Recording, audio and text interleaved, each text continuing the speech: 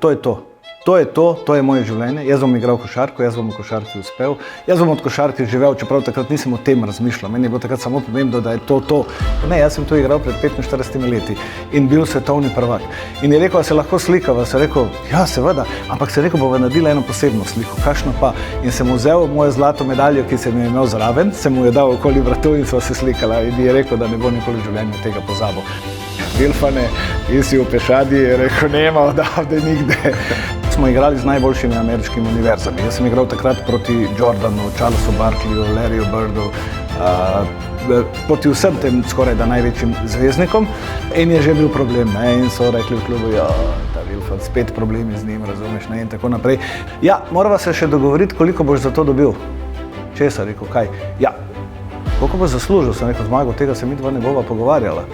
Igral je ravno zadnjo tekmo proti Sloveniji, še govorili ste tik preden je odšel, kakšne spomine imate na res Mozarta košarko? Torej na Dražena imam same lepe spomine, no, ne moreš ničesar slabega, negativnega ne najdem. To je bil moj prvi samostojni prenos.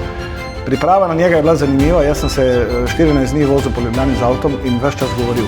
Na semaforih so me ljudje gledali, ker jaz sem v glavi ponavljal na desetine možnih scenarijev. Ne? Sanjati morajo ljudje, v srednjih letih sanjati morajo ljudje tudi, ko so stari toliko kot jaz. Jaz še vedno imam polno glavo nekih idej. Vsako jutro skoraj, da se zbudim z neko novo v glavi. Joj, kaj pa, če bi še to poskusil, kaj pa, če bi ono naredil.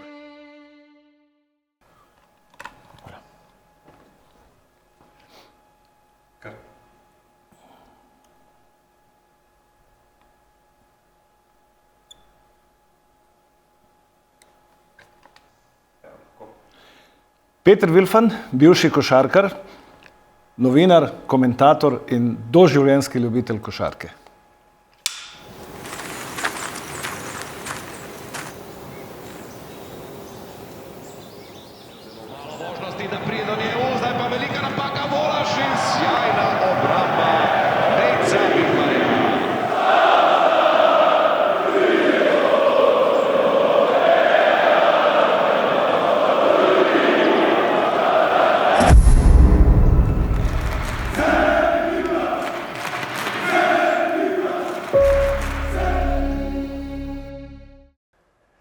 Z nami je danes Peter Vilfan, prava legenda slovenskega športa, košarke, svetovni prvak iz leta 1978 iz Manile. Bil je tudi prvi kapetan slovenske reprezentance, ogromen pečat pustil na igrišču, tudi ob njem bil vedno direkten, zato kdaj tudi plačal malce, ampak vseeno res izjemno hvaležen sem in počaščen, da vas danes gostim tu, tako da dobrodošli. Ja, lepo zdrav, seveda. Tudi z moje strani lahko rečem, da sem tudi jaz počaščen in zadovoljen in vesel, da sem danes tukaj, da bom imel priložnost, da ponovno kaj lepega povem. Ja, izjemno se veselim tega. Bova začela kar na začetku, prihajate iz Maribora, je bil vedno tam nogomet na prvem mestu, tudi pri vas, kako je bilo, vi ste dokaj hitro potem našli to košarko, ampak kako sem uspel prebrati vašo knjigo, ampak vseeno, nekako jaz sem odraščal kasneje in je bilo zmeraj nogomet na prvem mestu v Mariboru, kako je bilo v vaših časih? Dobro, nogomet je bil vedno, res je v Mariboru na prvem mestu prvi šport, najbolj popularen, največ gledalcev so imeli, to se pravzaprav ni spremenilo do danes, ampak za mene seveda je bila košarka vedno na prvem mestu. Res pa je, da ko sem bil jaz majhen, ko sem začel hoditi v osnovno šolo, vse tja do 4. 5. razreda, tudi slučajno nisem pomislil, da bi lahko košarka bila tista stvar, ki bi najprej mene tako zelo zanimala, da bi se z njo sploh ukvarjal in da bo potem v nekem trenutku postala dejansko moje življenje. Ampak tam v 5. razredu osnovne šole pa se je to spremenilo. Odraščali ste brez očetovske figure in kako je na to v bistvu vplivalo vas kot človeka in potem tudi kot športnika, seveda? Seveda, ko si star 6 let, tam približno 6 let, izgubiš na nek način očeta, mama in oče sta se razšla. To niti ne bi bilo nekaj tako zelo strašnega, ne? Ampak moj oče, ki je potem odšel v Celje, tam je bil zaposlen v Celju, v teh celjskih zaporih za te mladinske prestopnike, on nikoli več ni z mano spregovoril, on mene nikoli več ni obiskal, jaz njega nikoli nisem obiskal, praktično se nisva več videla od takrat, ko je odšel iz Maribora, od doma. Samo enkrat sem ga še srečal na pogrebu svoje stare mame in na tem pogrebu me niti pogledal ni. No. Jaz sem bil tisti, ki je šel k njemu, mu izrekel sožalje, dal mi je roko, gledal takole preko mene in to je bilo vse, kar sem jaz imel do njegove smrti kontakta s svojim očetom.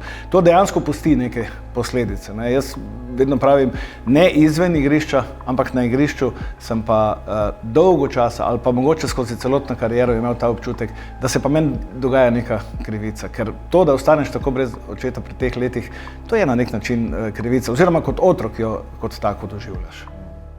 Kaj pa glede košarke, je postajal kakšen B-plan ali je takrat, ko ste prijeli za košarkarsko žogo in začeli to res, ko ste vzljubili to, je bil tisti fokus takoj, takrat je bilo drugače, takrat če ni bilo tega profesionalizma oziroma tudi na splošno je bilo malo drugače, se je tretiral šport kot sam, ampak je bil ta cilj usmerjen v to, da bi nekoč živeli od tega.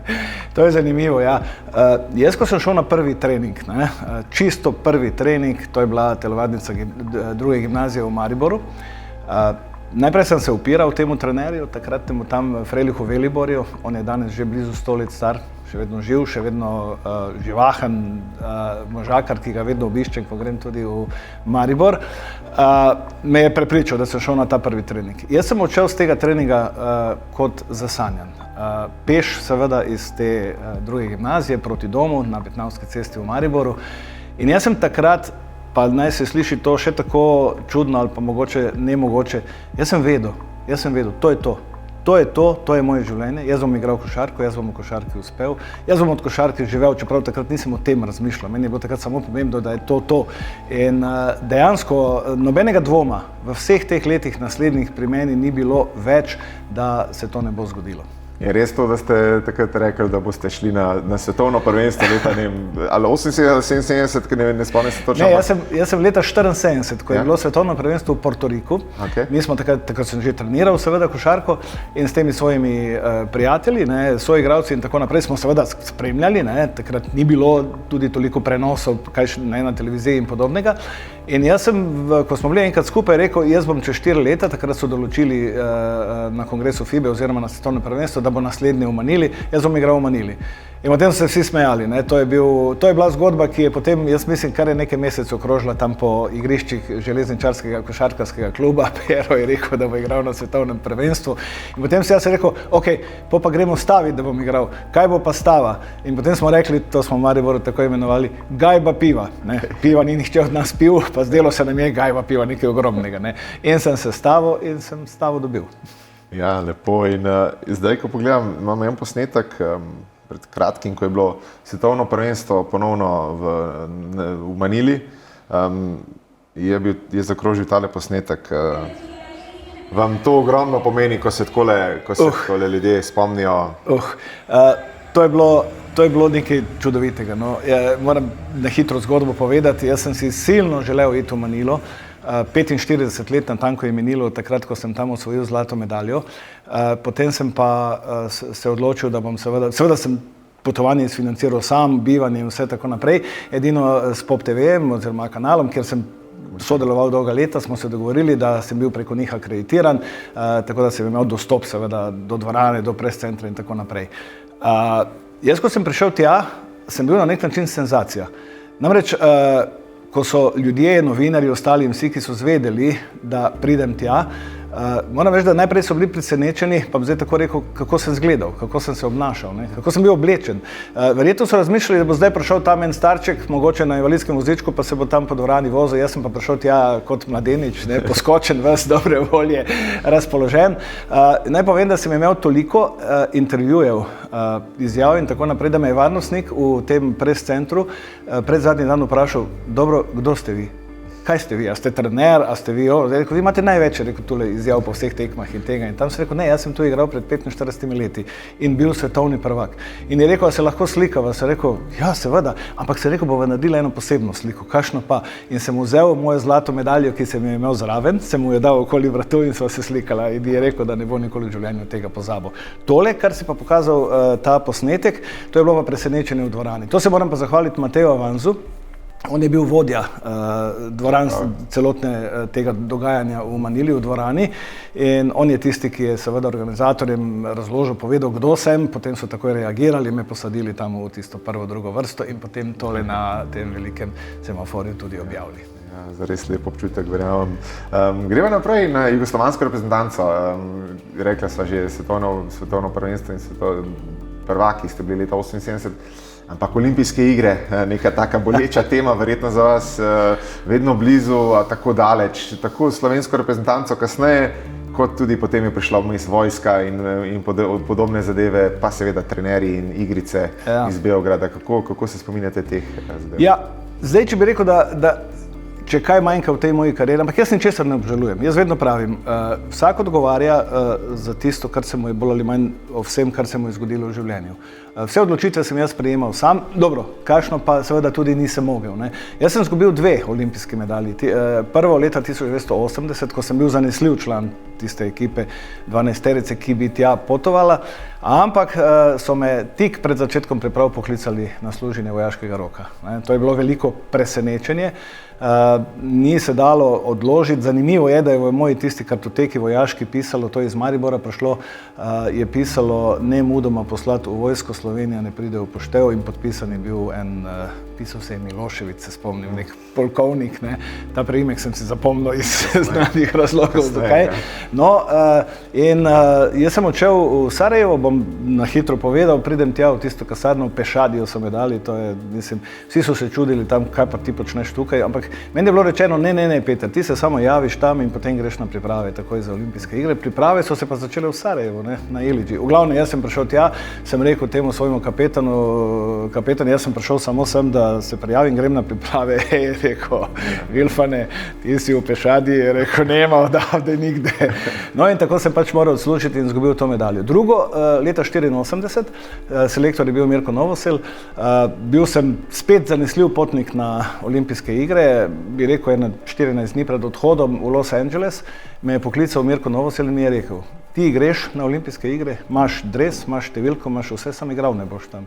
Prosim, rekel, zakaj pa ne bom igral, ker bosta igrala Dražen in Aco Petrović. Dražen, absolutno, mislim, hvala Bogu, Dražen je legenda, fenomenalen igralec in košarkar, že takrat. Aco Petrović zelo dober tudi, ampak ne, v primerjavi z mano, pa glede na igre, ki sem jih prikazoval v tem pripravljalnem obdobju, ko sva z Draženom res fenomenalno igrala skupaj, je bila to ena odločitev, ki me je šokirala. Jaz sem odšel iz tega sestanka, po 2 urah sem poklical selektorja, sem šel nazaj, je rekel, lahko pridi v tej sobi, kjer smo bili, so bili vsi iz vodstva, celotno vodstvo reprezentance. Sem rekel, Mirko, meni se zdi, da se je meni obnovila tale poškodba prepone in ga gledam, kaj bo reakcija. Ja, ne skrbi, mi bomo povedali novinarjem, v redu je ono tam, in jaz sem odšel domov. Ne. V bistvu sem sam se odločil, da grem domov, da ne grem tja sedeti in prinesti domov medaljo. Zdaj mi je žal. Zdaj, ko gledam nazaj, po svoje bi lahko kdo rekel, da je bilo neumno, ne. Zakaj pa ne itno. Ampak jaz sem takšen bil. Jaz sedel ne bom, jaz ne bom rezerva še nekaterim drugim igralcem, ki so bili v tej ekipi, ki so bili definitivno slabši od mene, oziroma jaz sem bil boljši. Ja, tretjič sem pa bil zelo blizu nastopu na olimpijskih igrah za slovensko reprezentanco, katere kapetan sem bil. Ne. V Bilbao smo igrali tiste kvalifikacije proti takratni bivši Sovjetski zvezi, ni je več bilo Sovjetske zveze. Ne, in potem je Jure imel ta zadnji met in absolutno upravičeno je bil on tisti, ki je vrgel 32 točk dal na tej tekmi. Če kdo je bil on tisti, ki je moral vreči, zelo blizu je bilo, ampak se ni zgodilo. Ja, žal, ampak vseeno, ker so bili ravno pri Acu Petroviću, bratu slavnega Dražena, je v vašem dokumentarcu tudi izjavil, da če bi se rodili 40 let kasneje, ali pa recimo zdaj, bi bili verjetno super zvezdnik, verjetno tudi NBA, bi vas počakal ravno zaradi te vaše fizike, kajti kot belopolt športnik oziroma košarkar ste bili izjemno eksploziven in konkurirali seveda temnopoltim, ki so bili pri tem boljši. Ne? Ja, Aco Petrović je mimogrede super dečko, midva sva zelo dobra tudi prijatelji, vse to nima veze s tistim dogodkom iz leta 1984. Ja, res je, ne, jaz sem na teh turnejah po Združenih državah Amerike, ker jugoslovanska reprezentanca, jaz sem bil 9 let, 10 let zapored na teh turnejah. Pred sezono, študentsko, smo igrali z najboljšimi ameriškimi univerzami. Jaz sem igral takrat proti Jordanu, Charlesu Barkleyju, Larryju Birdu, proti vsem tem skoraj da največjim zvezdnikom. In jaz sem imel 190, belopolt košarkar, in v reprezentanci Jugoslavije je bil dogovor, Slavnič, Kičanović, Delibač, vsi ti asi. Starejši so rekli, mali, sam bodi pripravljen. Ko dobimo žogo, če jo prestrežemo v kontro, pa prosim zabijo tako, da bodo oni vsi sam gledali. Ne. In jaz sem seveda komaj čakal na te situacije, ne. In ena najboljših situacij se je zgodila proti v Luizijani. To je bila ekipa na ogrevanju, smo jih gledali 12 temnopoltih košarkarjev, pravzaprav 14, ker takrat so imeli še lahko 14, ker je bila to predsezonska tekma. Vsi izjemno močni, visoki, jaz smo rekli, kaj je to, ne. V glavnem, prestrežemo eno žogo, jaz gremo proti napad, grem po desni strani, v dvokorak se dvignem, dva ona ogromna sta bila, se mi zdi, čez obroča, jaz sem pa na drugi strani nazaj zabil. In ko sem padel na tla, sem se obrnil proti njima dvema in takole, ne, kot bi Luka danes naredil kaj takega. Cela dvorana je ostala, to je bilo 5 minut aplavza norenja, kajti en belopolti košarkar je to naredil, recimo, nima. Tako da ja, kvalitete te sem zagotovo imel, no, ampak drugi časi so bili. Takrat si za NBA lahko igral samo, to je bila njihova neka logika, če si dal skozi tudi univerzitetno košarko. 4 leta njihovega treninga, prilagajanja, igranja in tako naprej, kar je bila neumnost, ne. Ker jaz trdim, da se je v bivši Jugoslaviji veliko bolj kvalitetno delalo, kot se je delalo tudi na teh univerzah, pa seveda se je kvalitetno treniralo, ampak moramo vedeti, da v Ameriki je bilo takrat 20 milijonov košarkarjev, ne, in iz take mase bojo prišli tudi seveda taki, kot so bili tile. Ampak to je bila neka logika, ki je obveljala, ki se je potem prelomila počasi šele čez desetletja, ne, ko so prvi evropski pa ti tuji košarkarji začeli prihajati v NBA. Ja, in potem hitro greva nazaj na klubsko košarko preko Jugoplastike, pa seveda potem vračanje malce v Olimpijo, pa potem Beograd, Partizan. Mene zanima ta razlika med temi klubi. Vemo, kaj je Jugoplastika pomenila svoj čas, Partizan še dan danes, Olimpija ok tudi, ampak ta rivalstva na Hrvaškem, pa potem seveda v Beogradu, kako ste to doživeli? To so posebne zgodbe. To so zgodbe, ki jih tukaj v Sloveniji pravzaprav na trenutke težko razumejo. Ok, imamo v nogometu rivalstvo Maribor Olimpija. Recimo, doživel na nek način, ja. Ja, ga imamo, absolutno ga imamo, ampak jaz bi rekel, to rivalstvo Maribor Olimpija. Pravo, super, na trenutke seveda tudi gre čez nekih meja, ampak to se vedno dogaja, to ni kaj. Ampak jaz bi rekel, da tisto rivalstvo, ki se je dogajalo včasih na Hrvaškem, pa tudi v Srbiji, pa nekdanji Jugoslaviji, je bilo precej močnejše celo od tega, ki ga imamo tukaj v Sloveniji. No, jaz, ko sem prišel recimo v Jugoplastiko, na prvi tiskovni konferenci mi je rekel Edo Peci, to je bil znani novinar, takrat Slobodne Dalmacije, tudi na Radiu Split je delal, je rekel, mali, pridi sem, je rekel, nekaj ti moram povedati, zdaj moraš dve stvari narediti. Ko te bojo vprašali novinari, za koga navijaš, moraš reči za Hajduk, ne? Ko te bojo vprašali, razumeš, kaj piješ, moraš reči Bevanda, in tretje vprašanje, moraš reči, da sovražiš Zadar, mrziš Zadar, je rekel, ne, ker Split Zadar, to je bilo smrtno, ne. Jaz pridem na tiskovno konferenco, normalna vprašanja, pa seveda pridejo, ne. Za koga ti navijaš v nogometu? Ja, rekel, za Crveno zvezdo, ne. Ja, tišina, vsi, on se za glavo prime Peci, ampak pri meni je bilo to vse sprejeto s nekimi simpatijami, ne. Tako da, in moja prva tekma v pokalu takratnem, pred začetkom sezone je bila v Zadru, ne. In jaz sem jim dal na prvi tekmi nekaj čez 30 točk, ne, in potem so me takoj oboževali v Splitu. V Beogradu sem bil pri Partizanu, ne. Partizan Zvezda, ni večjega rivalstva, ne obstaja večje, ne.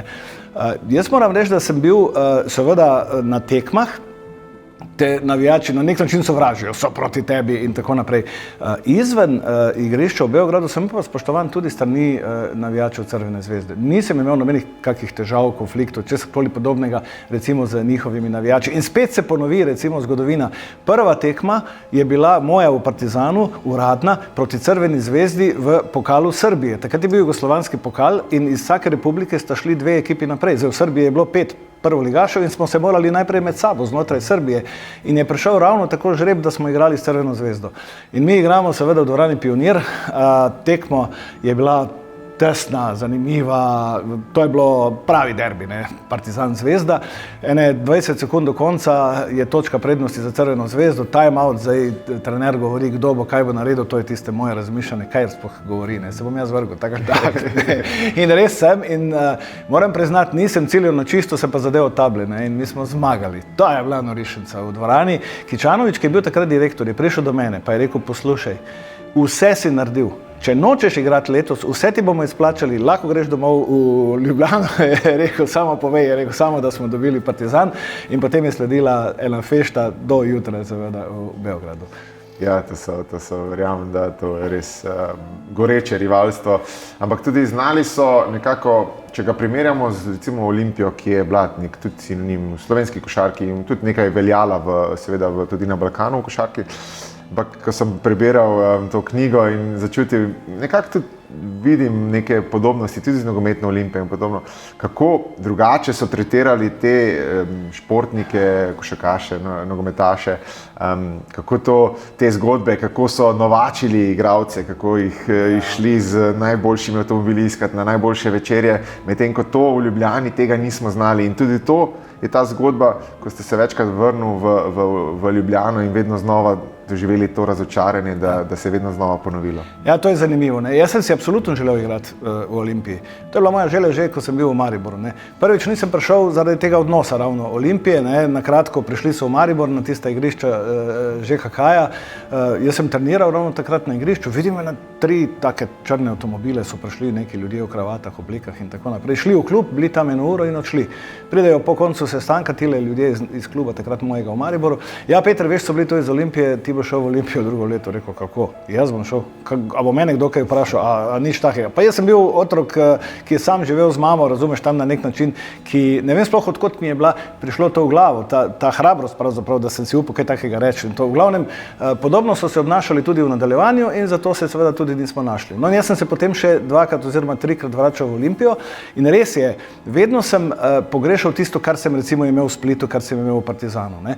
V obeh klubih so ljudje, ki so delali v klubu, živeli za ta klub. Navijači so živeli za ta klub. Ogromno je bilo ljudi okoli, ki so bili pripravljeni pomagati, delati v klubu čisto prostovoljno. 24 ur na koncu so ti bili na razpolago in podobne zadeve. Ne. Jaz sem v Olimpiji vedno pogrešal eno dodatno ambicioznost. Vedno je bilo tako, ko sem jaz prihajal, Peter, zdaj bomo pa naredili ekipo, zdaj bomo pa pripeljali še okrepitve, boš videl, boš imel ekipo. Na koncu se bolj ali manj ni zgodilo, nič sem prišel, jaz pa je ostala ekipa taka, kot je bila. Tako da, kako bi rekel, te navijači v Olimpiji so bili tudi dobri. Sploh, ko se spomnim nazaj ta leta v Tivoliju in to so bili pravi, tu nimam nobene pripombe, ne.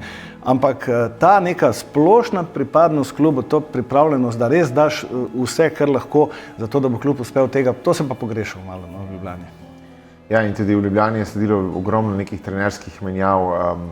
Potem tudi, ko sem prebiral tole vašo knjigo, ta odnos, ko poznam tudi sam iz nogometnih svojih časov, ko so trenerji pridejo pa na začetku sezone rečejo, vsi začenjamo z nule, pa vsi vemo, da to ne drži, to vas je verjetno vedno znova pogrelo, to je bil pri Janizu Drvariču. Ja. Ampak ja, te menjave. Janez Drvarič je čudovit človek.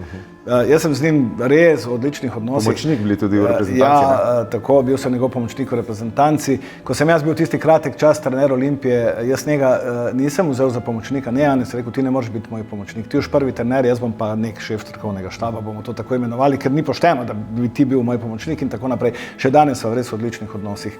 Ampak Janez je bil seveda na nek način predober, premehak, predobro srce. Ne? Ti pa moraš vedeti, da igralci so ene take zverinice, saj si bil sam igralec, pa veš, ne. Igralci imamo radi trdo roko, imamo radi trenerja, ki točno ve, kaj hoče, ki zna v pravem trenutku reagirati, ki te po domače povedano nakuri, ko je treba, pa te seveda zna tudi pohvaliti, ko je to potrebno oziroma ko je primerno. Ampak problem je bil, ja, tu v Sloveniji, ne, poskus vedno, nismo vsi enaki, ne, in to je ta primer, ki si ga omenil. Jaz sem prišel po eni reprezentančni akciji z medaljo iz Evropskega prvenstva v Kranjsko Goro na priprave in zdaj trener reče, tako fantje, nas je bilo tam 16 ali 17, ne vem, zdaj ste pa takole, vsi ste enaki, vsi začenjate z nule, tisti, ki bo dobro treniral, tisti, ki bo to, tisti bo igral, ostali pa pač je žal, ne. In potem sem rekel, lahko jaz nekaj vprašam, ja, izvoli, pravi si rekel, zdaj tole, ne, da smo vsi enaki, bo težko držalo, ne. Jaz sem reprezentant jugoslovanski, svetovni prvak, razumeš, najboljši igralec v vseh ekipah, kjer sem igral, jaz zaslužim toliko, jaz imam to, jaz imam ono, jaz imam tisto, sem rekel, razumeš, ne, kako bomo to, in je že bil problem, ne, in so rekli v klubu, ja, ta Vilfan, spet problemi z njim, razumeš, ne, in tako naprej.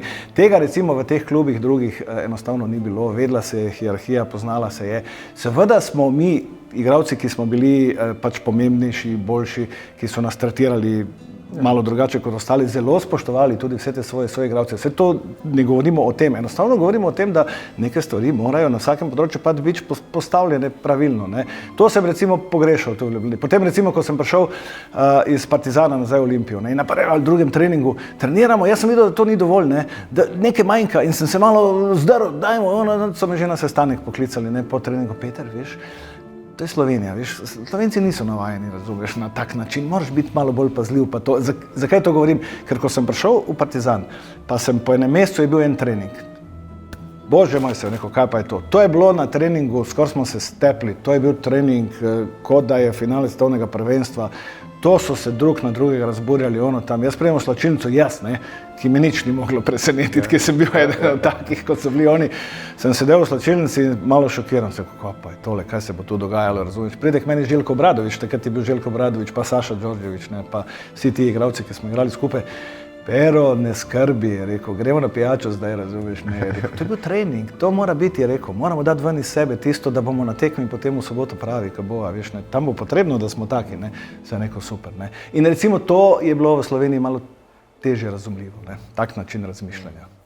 Ja, in če grejo naprej, tudi igralci pod Zmagom Sagadinom, vemo, kaj vse je Olimpija potem dosegla, tudi pod njegovim vodstvom.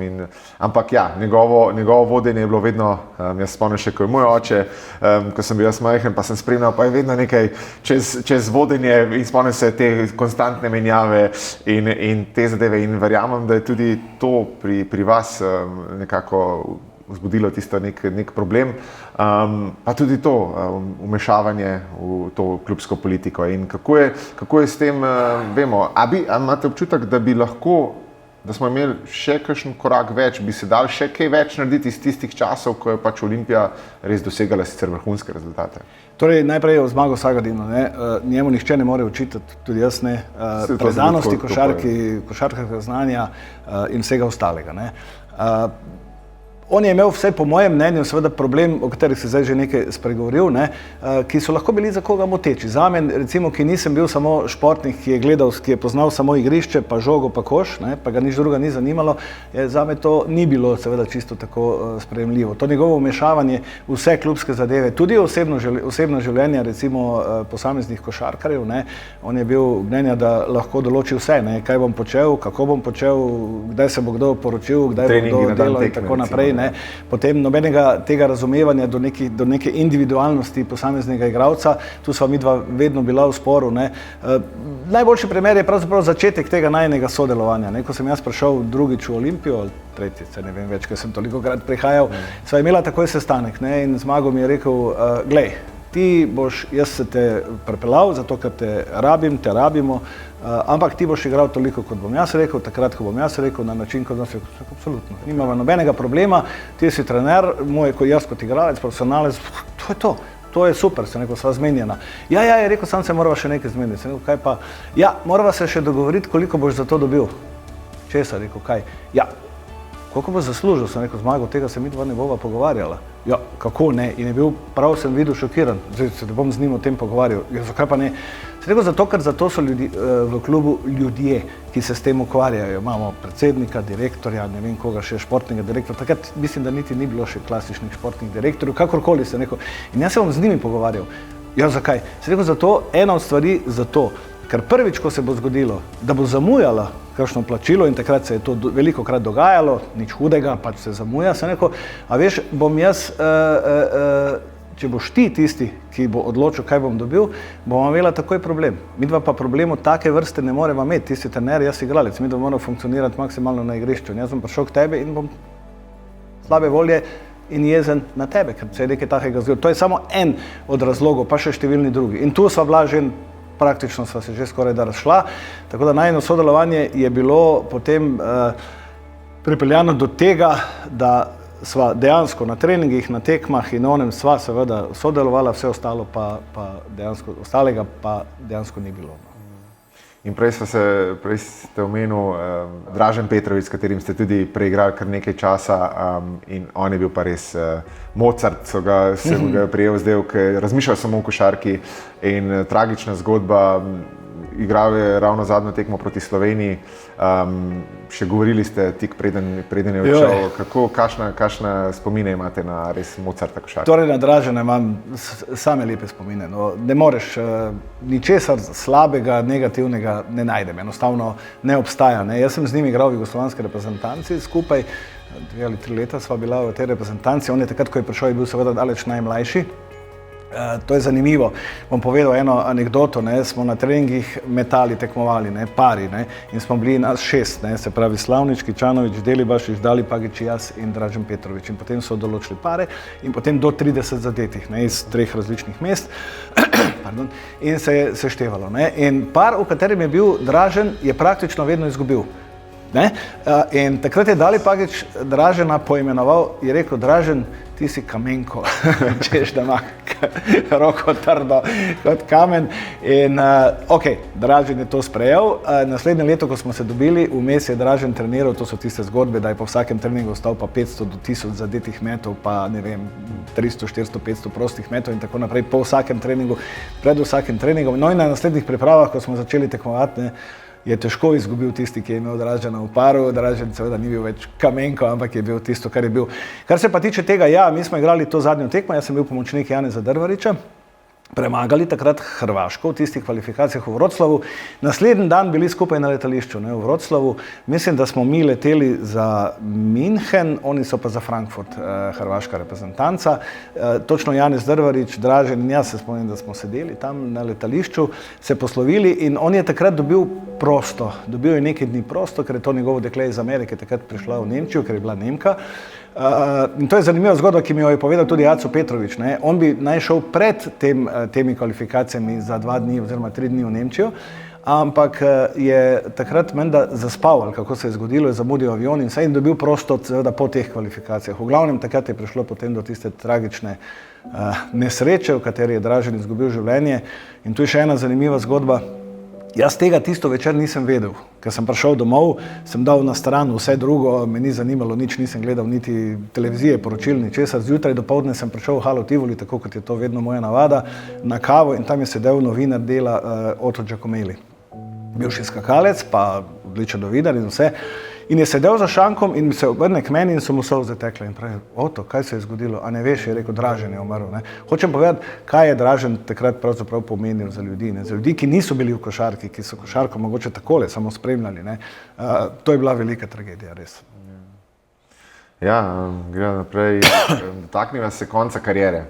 Nekje, mislim, da sem prebral v vaši knjigi, ko vam je žena dejala: ti si vse življenje v vojni, bo zdaj kaj drugače po karieri. Je bilo kaj drugače, ko ste se spopadli s tem koncem kariere? Ja, najprej, dobro, ne bomo o tem koncu, to je bilo že toliko povedano in tako naprej. To je zelo iznenada prišlo, res je. V oktobru mesecu sem jaz po odločitvi Zmaga Sagadina moral zaključiti svojo kariero. Še nekaj je treba povedati. Takrat je bil prestopni rok samo enkrat na leto, nekje v maju mesecu, 20 dni je trajal. In ti v oktobru, če so ti rekli v klubu, da več na tebe ne računajo, ti nisi mogel do naslednje sezone prestopiti v drugi klub. Ne v tujino, ne v Sloveniji, kjerkoli. Ne. In jaz sem dejansko zaključil kariero. Ni bilo enostavno, mene ni bilo strah tega, kaj bom počel v življenju. Ampak, ko ti zaključiš na tak način, jaz sem tisto leto, pri tistih letih 34, prvič pravzaprav delal tudi z utežmi v pripravljalnem obdobju. Jaz kljub tem svojim atletskim sposobnostim nikoli nisem delal z utežmi, takrat sem celo to dodal zraven. Res sem bil v dobrem stanju, v dobri formi in tako naprej. In zdaj se zgodi, da ti prenehajo z igranjem. Ko je prišla tista ura popoldne, 4, pol 5, 5, jaz sem postal tako nervozen, da je to grozno. Enostavno me je htelo raznesti. Jaz sem se oblekel, pa je bilo po zimi, pa ogromno snega je bilo tisto zimo. In sem 1 uro in pol, 2 uri tekel na Rožnik, tekel tam po snegu, po dežju, po mrazu, po vsem. Dokler se nisem, jaz uporabljam izraz, dokler se nisem ubil, dokler nisem bil tako utrujen, zmatran, da sem prišel domov in potem sem lahko normalno preživel večer. In to je trajalo kar, jaz bi rekel, kar 2-3 meseca, ali pa še mogoče malo več, da sem se končno umiril in da je tudi, bom rekel takole, moje telo in glava sprejelo to dejstvo, da ne igram več. No. Kar se pa tiče izjave žene, ja, Res je rekla, kaj to pomeni, kaj to, ti si skozi v vojni celo življenje. Ampak veš, ni se nič bistveno spremenilo. Ne? Tudi na področjih, na katerih sem potem delal, sem se vedno na podoben način boril, da bom rekel tako, na podoben način obnašal. Seveda, z leti pa pride tudi ena umirjenost, malo več, bom rekel, nekega razumevanja, razmišljanja. Ne reagiraš vsakokrat v trenutku, ne? Ampak si rečeš, ok, da malo griznil jezik, pa počakal, pa razmislil, pa mogoče pa le ni bilo tako, kot je. Ampak, če sem pa menil, in to je še danes tako, če pa menim, da nekaj ni v redu, da sem imel prav, tu pa ne popuščam. Ja, in dokaj hitro smo vas, preizkusili ste se tudi kot trener, v reprezentanci, kot pomočnik in tudi v Olimpiji, ampak pustimo to, mene zanima to, ljudje vas poznajo, oziroma so se vas zapomnili tudi po komentiranju. Začeli ste že 91. Tako leta, je, takrat, ko je tista zadeva z Juretom Zdovcem, ki je šel iz Rima domov, takrat ste bili prvič zraven in potem, kako ste se znašli v tej vlogi?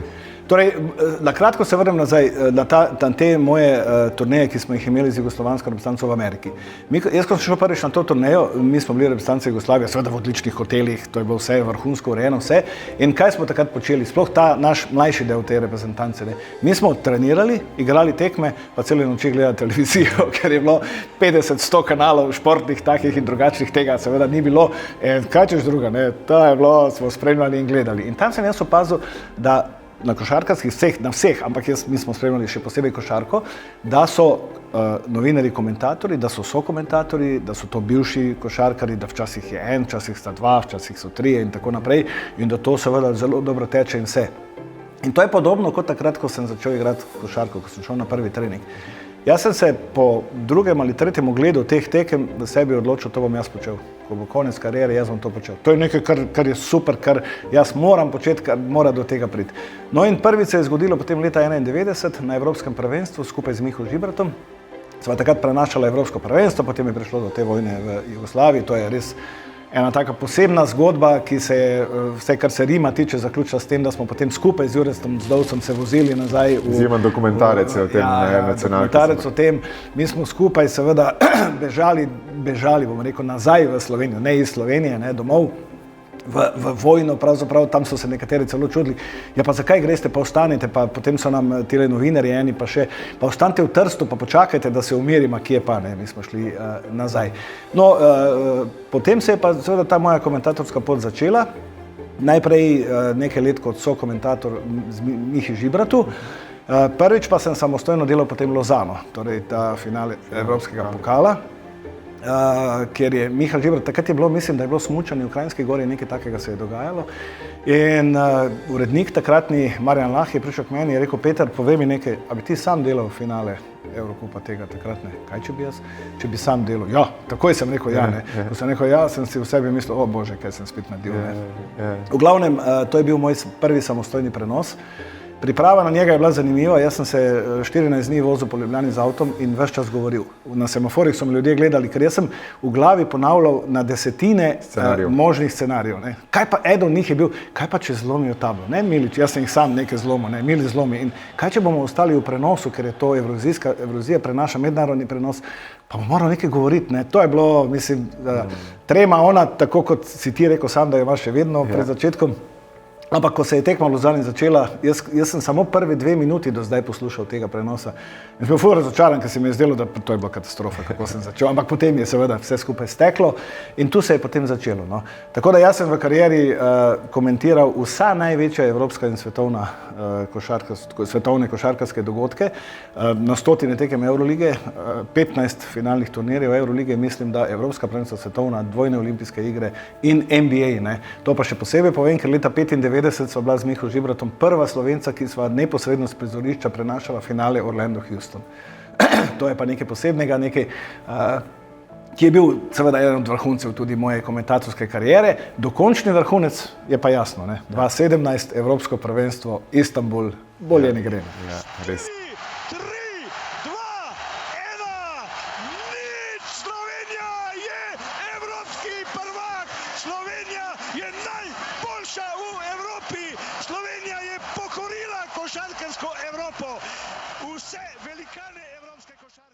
Tole posnetek ste nedavno objavili tudi vi sami. Tole. tole tekmo.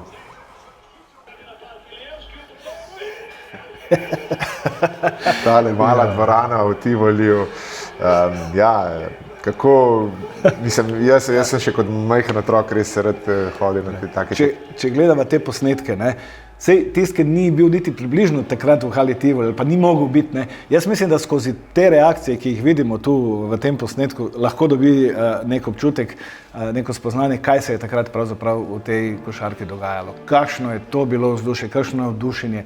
To se je 20 let, 20 let pravzaprav živelo za košarko. Četrtaka, kaj so bile? Ja, ko je bila evroligaška tekma, to je bilo, cel teden se je o tem razmišljalo.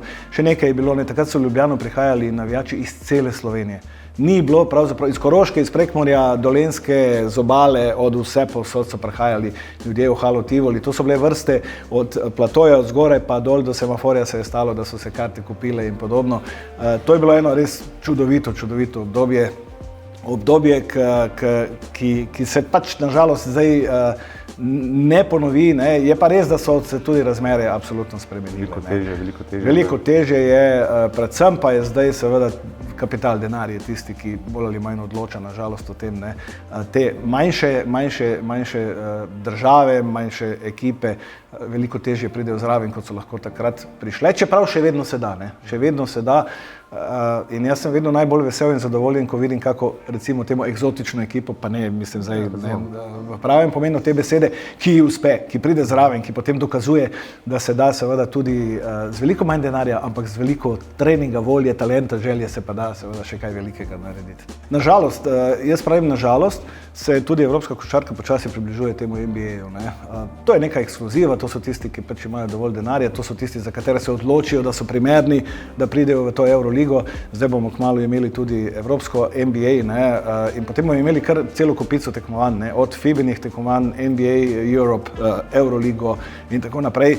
In dejansko jaz mislim, da to ne bo prineslo nekega takega velikega napredka, sploh evropske košarke, ne.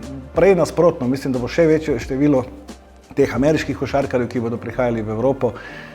Najverjetneje bodo domači košarkarji še na nek način bolj zapostavljeni. Ampak to je nek trend, ki se dogaja, ki ga je skoraj da nemogoče zaustaviti. Sej eno trendov je tudi, so ti odhodi mladih igralcev v Združene države Amerike na univerze, na koledže, ne.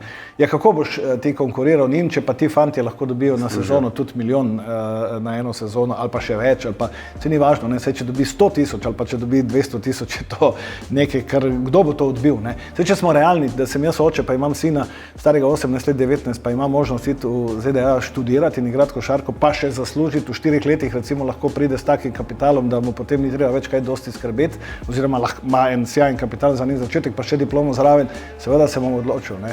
In ja, mislim, da nas čakajo kar težki časi, no, kar se tiče, ne samo košarke, saj so tudi odbojki odhajajo, ne, to se bo razširilo tudi na vse ostale športe. Ko ste govorili, če bi imeli sina, na nek način ga imate v Vlatku Ilevskem, Anja tudi na začetku ni vaša hči, ni želela, mislim, je spremljala še, ko ste bili, te zgodbe so res dobre, ko sem prebiral knjigo iz Beograda, kako so jo vzeli za svojo v tistem hotelu, ki ste prebivali, in potem te telegrami. Je to res, da so vam pošiljali iz Beograda telegrame še dolgo časa? Ja, to je nekaj, ko si ti enkrat član Partizana, ne, zanimiva Partizan.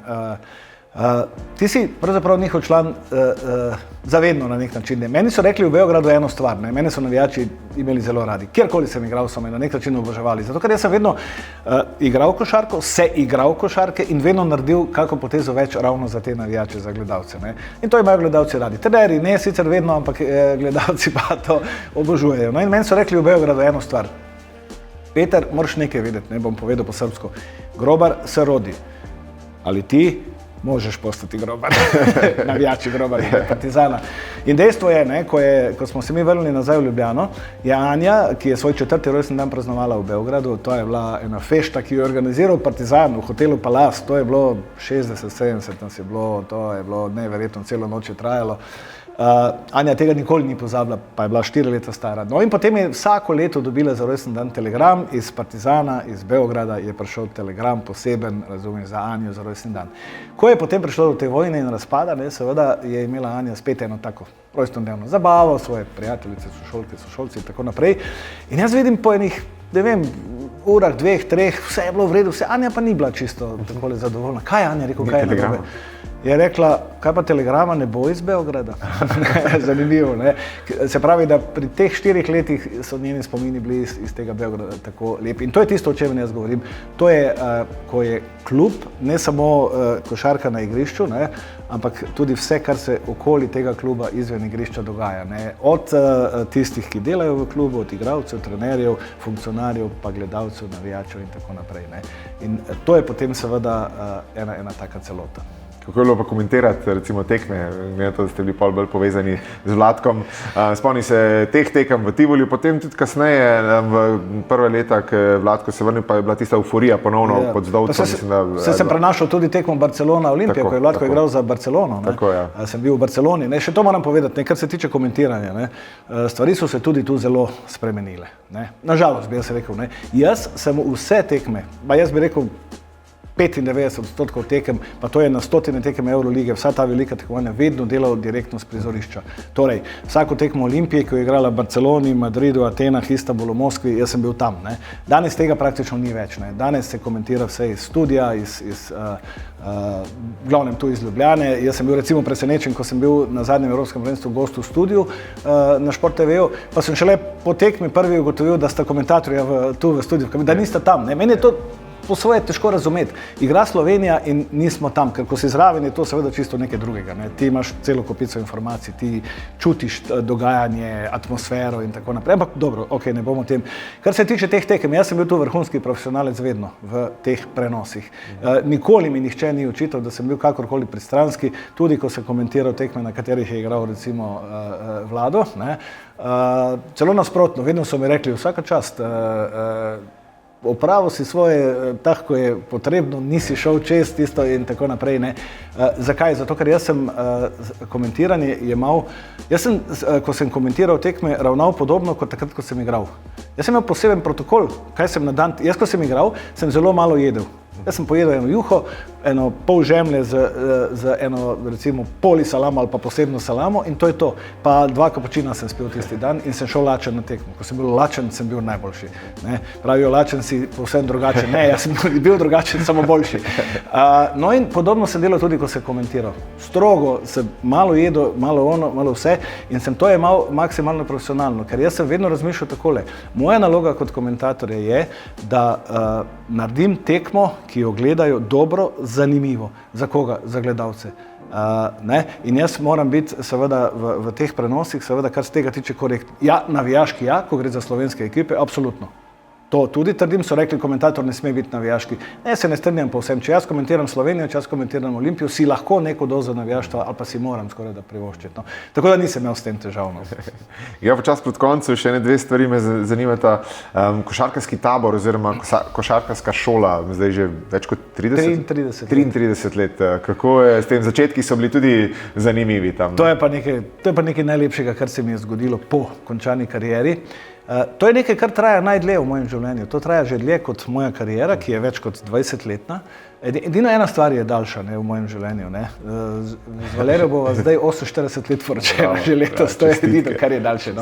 No, to je zanimivo, ja. To je bilo takrat, ko sem jaz moral prenehati z igranjem, ko sem razmišljal, kaj bom počel. Dobro, komentiranje je že bila ena stvar, ki sem jo imel v glavi, ampak to ni dovolj, ne. Moraš še nekaj početi. Ne. In potem je prišla ta ideja iz Maribora o ustanovitvi te košarkarske šole v Miklavžu pri Mariboru. Marikom Miklavž je bil takrat klub, ki je bil najboljši v Mariboru. In z njimi skupaj sem ustanovil košarkarsko šolo. Na začetku smo imeli v Mariboru 280 otrok na 11 osnovnih šolah. Vse to smo delali brezplačno, jaz sem se vozil v Maribor 2-3 na teden, imel sem tam trenerje in vse. Ampak po enem letu sem ugotovil, da to ne more tako dobro funkcionirati, če jaz nisem ves čas prisoten in sem potem šolo preselil v Ljubljano. No in tu se je potem ta zgodba začela. Tisto nas drugo leto smo tudi prvi tabor naredili v Strunjanu In zdaj smo tam, letos bomo imeli že 33. po vrsti. To je eno čudovito sodelovanje najprej s tem centrom za usposabljanje Elvire Vatovec, ki je šola za otroke s posebnimi potrebami. To sodelovanje je seveda tako, da je koristno absolutno in za njih. Mi smo dobili eno lokacijo, ki je fenomenalna, ne, v Strunjanu, neposredno blizu morja, na Vzpetini, čudovita zunanja igrišča, ki mimogrede sem jih jaz s svojim društvom 3-krat obnovil. Zadnja ta obnova je bila še posebej dobra, lepa, zdaj imamo čudovita igrišča, imamo dvorano, imamo celo šolsko poslopje in vse. In dejansko to pa je nekaj, kar mislim, da bom delal tako dolgo, dokler bom lahko hodil. No, čeprav enkrat smo se šalili, da bom na koncu pa imel še na joystick, razumeš, pa bom še kontroliral, kar delajo. Neznansko lepo je delati z otroci, neznansko neverjetno in lepo je tisto, kar ti od njih lahko dobiš, kar lahko iz njih izvlečeš in uživam, res uživam in lahko sem samo srečen, da mi je uspelo po karieri najti nekaj takega, kot je to. Rekla sva, da se politike ne bo dotikala, pa se ne bova v taki obliki. Bili ste kar nekaj časa v politiki, potem šli ven, kar jaz cenim je to, da ste stali za svojimi stvarmi, da če ga kdaj kdo polomi, gre stran in tudi ta vaša zgodba se je tako končala, če zafrkneš nekaj, greš. To pogrešam tudi v današnji politiki tega, ampak to pustimo. Bolj me zanima, veliko se je v tistem času tudi govorilo o športu v politiki. Bilo je tudi recimo tudi tiste teme, ki od dobrih tem do tistih manj prijetnih tem, recimo za navijače, tisti zakoni o navijačih, ko ste bili tudi v nekih dobrih, mislim, v sporih z navijaškimi skupinami. Kako je bilo tisti čas? Ok, o politiki. To je ena posebna izkušnja z dobrimi, pa tudi slabimi, seveda, stvarmi in izkušnjami. Ampak rekla sva, da ne bova dolgo in široko o tem. Tisto, kar se meni zdi pomembno, je, da smo mi v mojem času v parlamentu, to je bilo več kot 7 let, se je o športu govorilo, pa ne samo govorilo, o športu se je odločalo, vlagali so se zakonski predlogi, veliko jih je tudi šlo skozi celotno proceduro in so bili na koncu tudi potrjeni. Prvi je bil tale zakon o navijačih. Ja, jaz sem bil prvo podpisan, jaz sem bil tisti, ki ga je vložil, zato ker sem menil, da so se nekatere stvari so pač šle preko meja. Nekatere stvari so šle tako daleč, da je bilo grozljivo že tisto videti, tisto gledati in jaz sem se odločil, da bomo ta zakon vložili. To je sprožilo nejevoljo pri seveda določenih navijačih, predvsem navijaških skupinah, tako da so bili jezni na mene in vse, ampak jaz mislim, da so na koncu tudi oni spoznali, da je tudi za njih boljše, ker vsaka stvar, tako kot sem rekel, igralci potrebujemo nekoga, ki je od zgoraj, ki odloča, tako tudi v navijaštvu in vse stvari le morajo biti na nek način urejene. To je bil en zakon. Jaz sem recimo bil prvo podpisan in tisti, ki je vložil novelo zakona o državljanstvu, s katero je Randolph potem dobil državljanstvo in seveda bil eden od ključnih igralcev ob Luki in Dragiću, da smo osvojili naslov evropskega prvaka. Mimogrede, bil sem zraven tudi pri zakonu o točenju alkoholnih pijač na športnih prireditvah, ampak tu je treba povedati, tu gre za pivo in vino, ne? Čeprav se zakon imenuje o točenju alkoholnih pijač. To smo vložili zato, ker je v teh majhnih sredinah, jaz sem veliko v Beli krajini v Črnomlju, ne? Če imajo v Črnomlju nogometno tekmo ali pa kako drugo prireditev, kako lahko še kaj dodatno zaslužijo? S hrano pa s pijačo, ne? Zdaj pa ti ne moreš ponuditi recimo roštilja pa jim dati marilični sok zraven. Recimo, ne, to je bil eno motiv. Potem smo takrat sprejeli zakon o športu, prenovljen zakon o športu. Ne. Jaz sem v parlamentu rekel, mi ne sprejemamo nov zakon, ampak sprejemamo prenovljen in sicer takšnega, kakšnega si lahko privoščimo. Ker dejansko so rekli, ja pa to ni čisto tako, je rekel. Takrat je bilo zelo malo denarja država namenjala športu. Danes se zadeve spreminjajo, ne, se to povečuje recimo. Ne. Sploh v zadnjem mandatu, mislim, da je, ko se je šport preselil na to ministrstvo za gospodarstvo, so se zadeve izboljšali. Še niso niti približno tam, kjer so bile in še, da ne bom nadaljeval, da zaključim, jaz sem vedno zagovarjal, da si šport zasluži svoje ministrstvo. To sem jasno in glasno govoril v parlamentu, to sem recimo tudi na tistem športnika leta jasno povedal. Mislim, da dobil zelo veliko odobravanje, seveda tudi širših množic, ne samo športne strani, ampak nažalost se to še ni uresničilo. No, kdo ve, morda pa nekega dne res dobimo tisto, kar si tudi zaslužimo. Ja, močno upam, ker ti šport je res največji ambasador, se mi zdi, same države in res vidimo, kakšne vrhunske športnike, pa ne samo vrhunske, vidimo, kaj to povzroči za celotno državo, za gibanje in tako naprej. Športnike vrhunske in osebnosti vrhunske, to je treba povedati. Na tak način moramo gledati na športnike in ta del mogoče včasih še bolj spoštovati kot tiste njihove rezultate. Evo, za konec, kaj vas danes žene še naprej? Pa, okay, za vami je tudi neprijetna zadeva z boleznijo, katero ste uspešno premagali. Kaj vas danes žene naprej? Sanje. Zdaj bom povedal nekaj, kar govorim celo življenje. Ne? Ko si majhen, ko si otrok. To govorim vsem otrokom, ki so v moji košarkarski šoli tukaj v Ljubljani, pa vsem tistim, ki prihajajo v naš tabor. Mimogrede, teh otrok je že krepko čez 10 000 v vseh teh letih. Vedno jim govorim, otroci, sanjati morate. Sanjati morajo ljudje v srednjih letih, sanjati morajo ljudje tudi, ko so stari toliko kot jaz. Jaz še vedno imam polno glavo nekih idej, ki bi jih mogoče rad ali pa bi jih uresničil. Sej verjetno večina od njih ne bo, ampak vsako jutro skoraj, da se zbudim z neko novo v glavi, kaj pa če bi še to poskusil, kaj pa če bi ono naredil.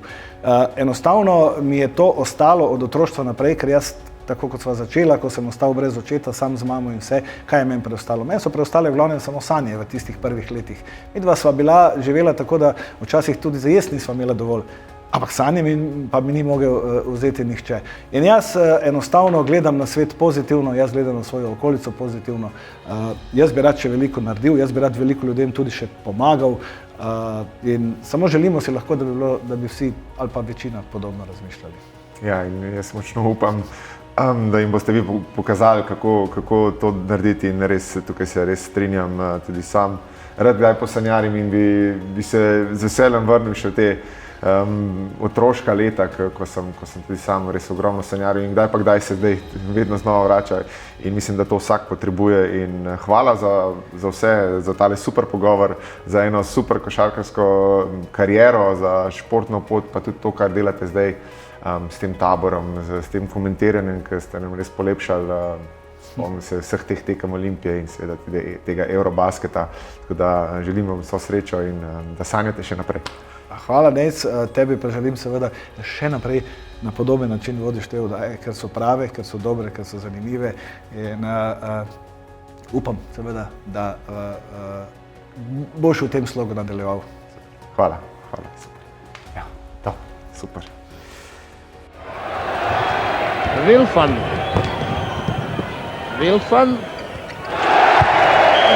retko promašio, košarkašima Partizana, ovdje je bio dug napad, još 25 sekundi, a za napad još 11 sekundi za napad Partizana. Koprivica. Još 17 sekundi do završetka utakmice. Vilfan u pretkuće radi.